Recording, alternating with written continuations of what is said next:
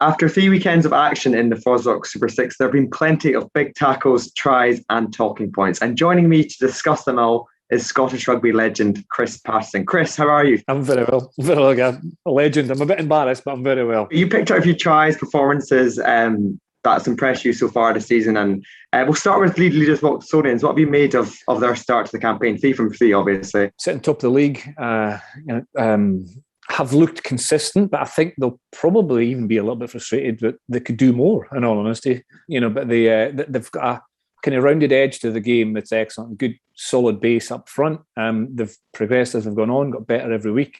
And I must say that the narrowness of the games, the closeness of the games is outstanding. Stirling, who are at the foot of the league, only just fell short against Watsonians, and Watsonians at home 2 weeks ago. So that gives you an indication how tight it is. But Watsonians have laid a good foundation. Some of the tries they've scored have been excellent. The try I've picked out that kind of encapsulates their play so far is Jamie Forbes' try from the first weekend against Ayr. Harvey Elms was the creator of it, really. But it shows you at one point in the game at the time and having the confidence to counter-attack a chip or a chase, a little bit of a lucky bounce. And Jamie Forbes working really hard on the inside. And it's just a great example of the skill level that's required and the attacking mindset that's been shown across the league. And I think although they've scored other good tries, that's the pick of the bunch for me from Watsonians so far. Their next game, they've got another Edinburgh derby, which is against Herriot, who just got off. They got the first win of the campaign at the weekend against Stirling County in an hour win. But I think it was a great for Herriot just to get that first win under their belt. What have you made of them so far? Yeah, they needed it. I think even a similar vein, actually. I think Andrew Kelly said himself he's delighted with a win last weekend, but once more he's frustrated with the performance, and it's understandable because so many of these players haven't played for so long, and it is an increasing level. The Herriot have always had that ability to score tries, to score wonder tries. We saw an amazing try with Stuart Edwards just before half time against Southern Knights in round 2, where it just encapsulates exactly what Herriot can do, attacking from deep. Getting the offload away in the tackle, high skill level, again, an attacking mindset. But they rolled their sleeves up last weekend away from home against Stirling County in their tries that built the platform for the win. One penalty try and another try came from driving mauls, and Alex Ball's try close to the line as well. So they've added that, or they've not added that, they've always had that part of the game, but they're finding the balance between the Stuart Edwards tries and the driving maul tries. So I expect them to climb the table. And another team that's been doing really well is the Southern Knights, who are also unbeaten. They got 2 wins in a draw so far. So, I mean, they're definitely up there with Watsonians in terms of performances so far. Yeah, I've been really impressed with Southern Knights in terms of just a really good decision-making based team. They make the right decision at the right time. They've got excellent depth throughout their squad. Whenever the bench come on, they've increased the level. There's a great physicality and rawness about them. But the most impressive thing for me is their decision-making. We'll have a look at Jacob Henry's try against Herriot, and it's another try from a winger out wide, but there's so many good aspects of decision making there. The ball carry to get in behind initially, and then Jason Baggett identifying that Herriot are coming up pretty quickly in defence. The dummy, the through, the offload, and then the finish on the outside. So that for me encapsulates with Southern Knights that really good decision making under pressure. In Stirling County, they've been struggling a bit in terms of the results, but performance-wise, they've been so close in so many games. What do they need to do to actually go on and get that first win of their campaign? It's hard because if you look at statistics, they've had a lot of possession, they've had a lot of territory, they've played a lot of rugby.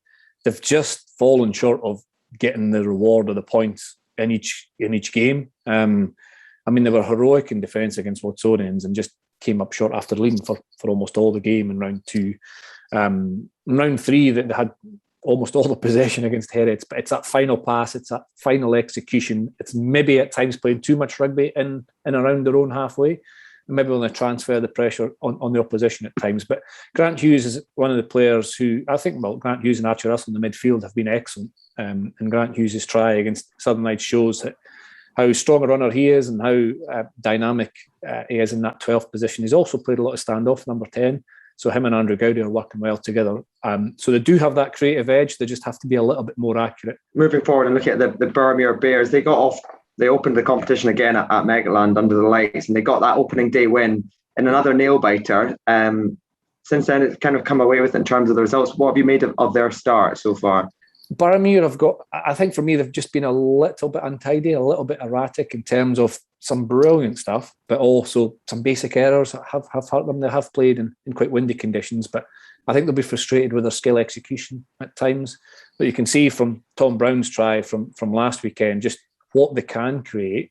Killian Barreto, who's another player who's been really starring. I think he was FOSROC Player of the Match in the opening weekend, and he's just a threat, a live wire. Some of his footwork and his ability to beat defenders is highlighted here, and great support for Tom Brown, who we know is an international player and a professional player. So unselfish pass for Tom Brown to go over, who was working hard in support. So that's a sign of what they can do if they get their execution right and keep their accuracy up. So I think their accuracy around skill execution is what they'll be hoping to improve.